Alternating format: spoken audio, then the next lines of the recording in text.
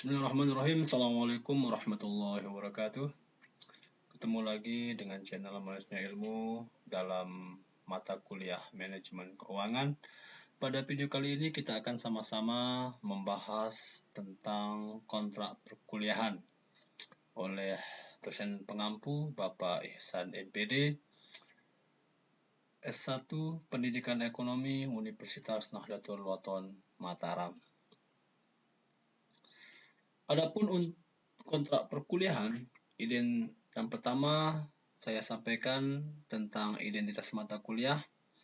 Nama mata kuliah Manajemen Keuangan semester 2 SKS pada program studi Pendidikan Ekonomi Fakultas Keguruan dan Ilmu Pendidikan Universitas Nahdlatul Ulama Mataram. Adapun kompetensi mata kuliah yang harus dicapai oleh seluruh mahasiswa yang mengikuti perkuliahan ini, yang pertama, mahasiswa menguasai dasar-dasar ilmiah dan keterampilan dalam bidang manajemen sehingga mampu menemukan, memahami, menjelaskan, dan merumuskan cara-cara penyelesaian masalah menurut wawasan keahlian manajemennya. Yang kedua, menerapkan ilmu pengetahuan dan keterampilan manajemen dalam kegiatan produktif dan pelayanan kepada masyarakat. Yang ketiga, mengikuti perkembangan ilmu pengetahuan, teknologi, dan seni manajemen sesuai dengan keahlian manajemennya. Untuk distribusi materi, yang pertama pada bagian 1 fungsi dan tujuan manajemen keuangan, bagian 2 perencanaan dan analisis laporan keuangan perusahaan, pada bagian 3 kita akan membahas modal kerja, pada bagian 4 kita berbicara tentang nilai waktu uang, pada bagian 5 investasi dalam aktiva tetap, bagian 6 analisis break-even point, yang ketujuh sumber-sumber penawaran modal, pada bagian 8 biaya modal perusahaan, bagian 9 kebijakan dividen. Nah, itulah dia hal-hal yang berkaitan dengan distribusi materi. Pada manajemen keuangan ini kita membahas 9 pokok bahasan dari fungsi dan tujuan manajemen keuangan sampai pada kebijakan dividen. Untuk sumber referensi, yang pertama dari Harris Pound 2018 Manajemen Keuangan yang diterbitkan oleh STI Riau. Yang kedua ada Kamarudin Ahmad tahun 1997 Dasar-dasar Manajemen Modal Kerja edisi 1 yang diterbitkan oleh Harinika Cipta.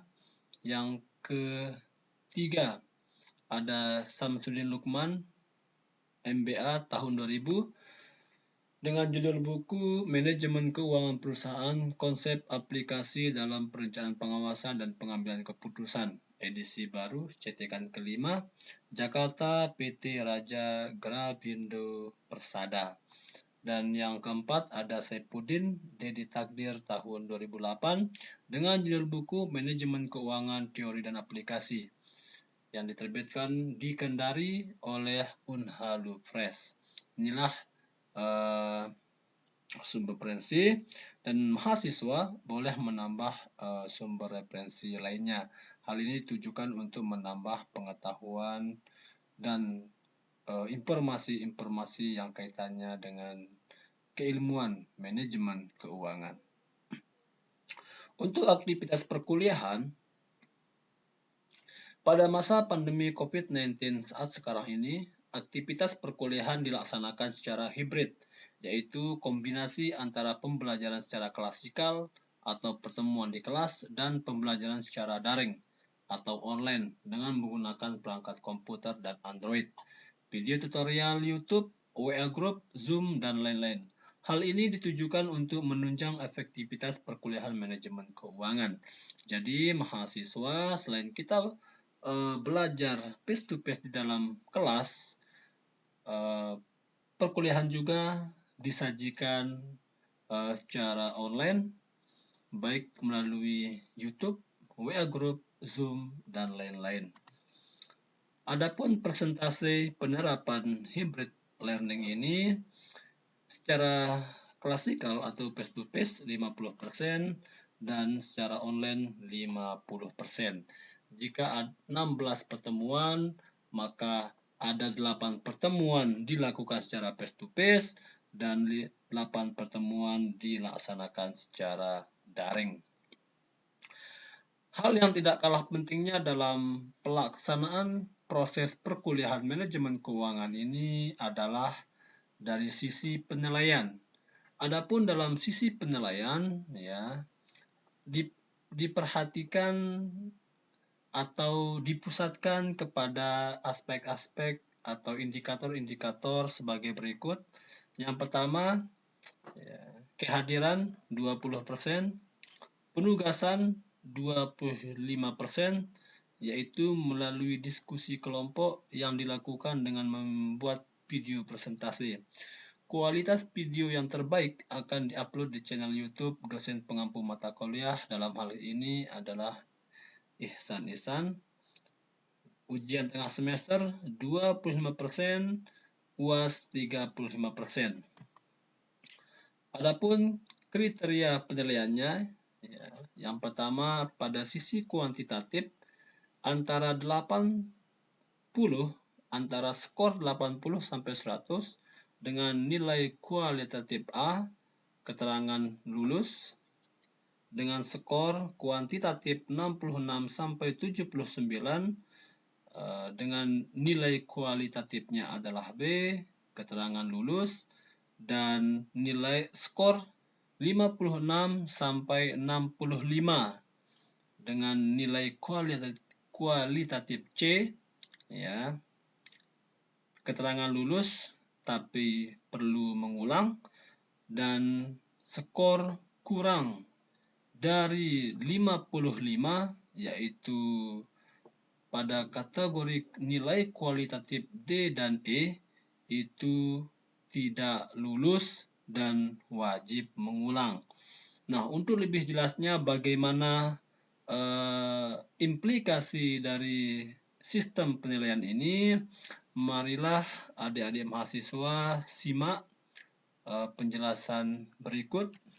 Yang pertama, ada nomor urut mahasiswa, nama mahasiswa, nomor induk mahasiswa, dan untuk sumber penilaian ada dari absensi, tugas, UTS, UAS, yang dimana untuk absensi sebesar 20%, tugas 25%, UTS 25% dan UAS 30% dengan total 100%.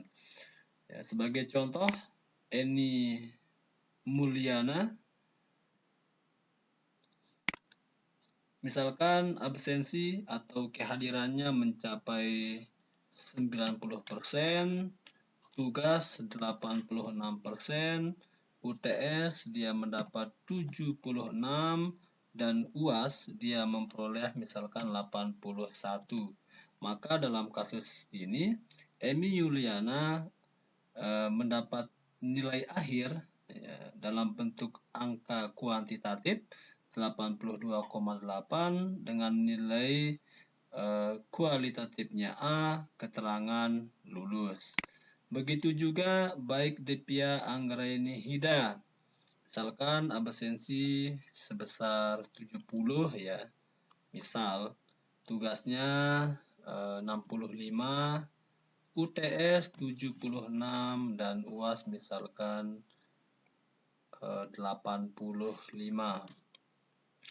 Maka dalam hal ini berdasarkan kriteria penilaian yang tadi, baik Devia Anggraini Hida mendapatkan nilai sebesar 74,8 dengan nilai kualitatif C, keterangan lulus tapi perlu mengulang. Ya, catatannya perlu mengulang. Kalaupun tidak mengulang, tetap mahasiswa bersangkutan lulus. Contoh yang lain, misalkan pada kasus Bunyamin, misalkan dia rajin, ya, rajin sebesar 95%. Untuk tugas, ya, misalkan dia 0.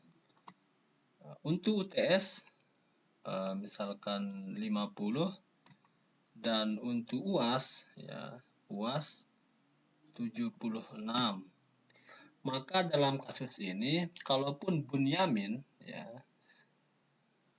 persentase kehadirannya itu sebesar 90%, tapi tugas 0 dan UTS 50%, dengan nilai akhir 54,3 dengan nilai kualitatif D, walaupun Bunyamin ini rajin masuk kuliah, ya, tapi tidak ada nilai dari tugas dengan nilai UTS yang kurang, maka Bunyamin tidak lulus.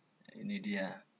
Maka Bunyamin tidak lulus. Oleh karena itu, saya mengharapkan kepada semua mahasiswa, silahkan indikator-indikator penilaian yang utama ini, baik dari absensi, tugas, UTS, dan UAS, dipenuhi secara baik-baik agar mahasiswa bersangkutan lulus dengan nilai yang terbaik. Baik, terima kasih. Itu dia pembahasan singkat tentang kontrak perkuliahan manajemen keuangan pada masa pandemi COVID-19 ini. Saya ucapkan sekian, wallahul muwaffiq wal hadi ila sabilir rasyad. Assalamualaikum warahmatullahi wabarakatuh.